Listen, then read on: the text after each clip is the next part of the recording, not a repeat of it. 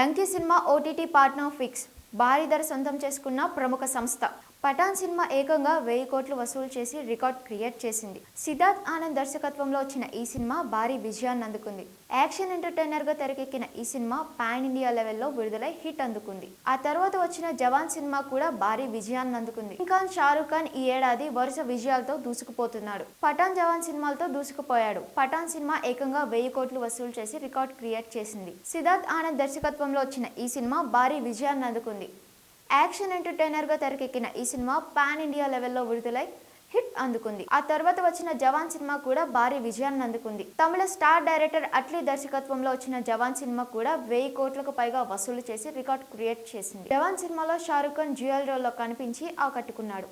ఇక 2 సినిమాలతో back to back hits అందుకున్నాడు షారూక్.